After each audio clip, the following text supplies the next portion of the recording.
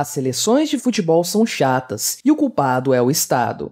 Era melhor ter ido ver o filme do Pelé. Este é o Visão Libertária, sua fonte de informações descentralizadas e distribuídas. Finalmente chegou ao fim a Copa América, o polêmico torneio que terminou com a vitória da Argentina sobre o Brasil, país sede da competição. O evento, que teve que peregrinar por vários países até encontrar o Brasil como sede e que exaltou ânimos de vários profetas do caos, decorreu, no fim das contas, sem grandes alardes. Afinal, a Copa América nunca foi mesmo um grande evento. Bem, verdade seja dita, os argentinos provavelmente não farão pouco caso da importância do título, já que a premiação em dinheiro deve resultar num acréscimo de 200% do PIB da economia socialista neste ano. O gol que garantiu a vitória da seleção argentina, no Maracanã que estava longe de sua lotação máxima, foi marcado por Di Maria. O craque da Copa, porém, foi Lionel Messi, que terminou por erguer a taça ao final da partida. Esse foi o fim de um jejum de 28 anos vivenciado pelos argentinos que passaram todo esse tempo sem conquistar um único título de futebol com sua seleção. Embora seja bastante significativo para o time como um todo, para Messi, principal jogador da seleção argentina, esta Copa América tem um sabor muito especial, uma vez que este é o seu primeiro título conquistado junto da seleção de seu país. Mas espera aí, quer dizer que o todo-poderoso Messi nunca tinha sido campeão de nada jogando pela seleção argentina? Como isso pode ser possível, uma vez que o craque já conquistou nada menos que 35 títulos pelo seu clube, o Barcelona? De fato, Lionel Messi já consolidou seu lugar na história do futebol, com muitos inclusive citando-o como o melhor jogador argentino de todos os tempos, superando o próprio Maradona. Messi já venceu o prêmio Bola de Ouro inacreditáveis 6 vezes, sendo a última no ano passado. Em outras palavras, Messi pode ser considerado atualmente o melhor jogador do mundo em atividade. Mas então, por que raios ele precisou de nada menos que 16 anos como jogador da seleção principal da Argentina para conquistar algum título? A resposta é bastante simples. O melhor jogador do mundo está vinculado a uma seleção de futebol que não vive mais o seu auge. E, infelizmente, o mesmo pode ser observado com outros grandes nomes do futebol da atualidade. Os exemplos são muitos. Cristiano Ronaldo, também vencedor da Bola de Ouro, joga pela seleção de Portugal, que possui pouca expressividade, e pela qual ganhou apenas 2 títulos de não muita relevância. O mesmo se pode dizer de Neymar, maior nome da seleção brasileira. Não é na seleção canarinho que o craque possui seus melhores desempenhos. Acontece que os jogadores de futebol só podem jogar por seus países de origem ou nos quais sejam naturalizados. Mas o que é um país, de acordo com o ponto de vista libertário? Bem, países não são nada além de linhas imaginárias traçadas sobre mapas, determinando onde começa e onde termina a jurisdição de determinado estado. Países são determinações aleatórias, dependentes dos sabores políticos e que podem mudar diversas vezes ao longo da história. Essa questão foi, inclusive, alvo de piada por parte do elenco do programa Comédia MTV da emissora homônima, hoje inativa. Em um quadro, com jogos que simulavam uma Copa do Mundo de futebol, foi encenada uma partida entre as seleções de Sérvia e Montenegro.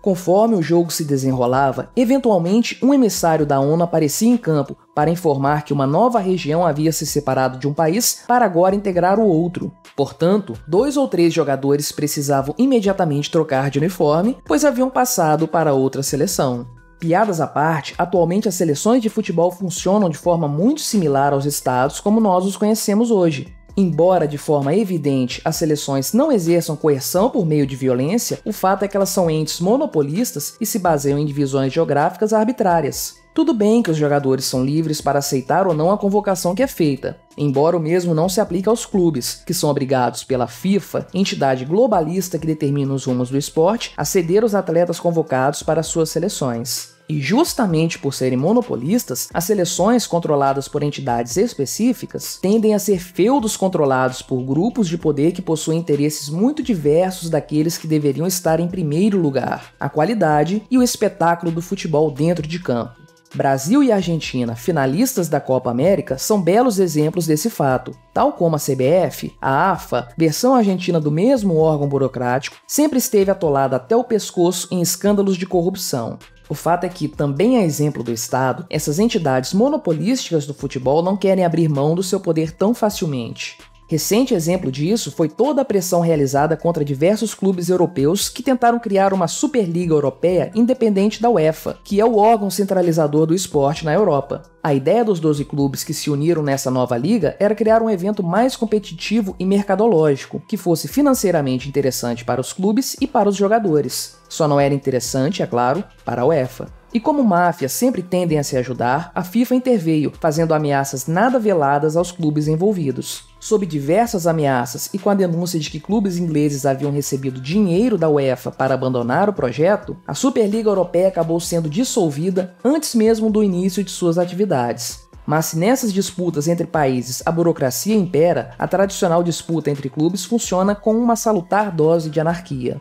Compare o modelo das seleções com a forma como se dão os campeonatos de clubes de futebol, em que não há restrições quanto à presença de jogadores de outros países. Existe um forte incentivo para que os clubes invistam em melhores jogadores, fazendo com que os times sejam de melhor qualidade e o campeonato como um todo seja mais competitivo. Como resultado disso, até mesmo o Campeonato Brasileiro consegue inflamar mais o ardor do torcedor brasileiro do que a Copa América o fez. Se pensarmos ainda em grandes torneios europeus, como as Premier Leagues e a Liga de Campeões da UEFA, veremos que, além desse ser um mercado altamente rentável, contando com clubes com orçamentos na faixa das centenas de milhões de euros, a qualidade e o nível dos campeonatos realmente justificam o investimento massivo. Infelizmente, no evento focado na disputa entre países, no máximo chegamos a ver os maiores jogadores do mundo atuando em suas respectivas seleções de nível inferior. Em contrapartida, nos campeonatos de clubes podemos ver os maiores nomes do esporte jogando na mesma equipe ou mesmo enfrentando seus igualmente talentosos rivais.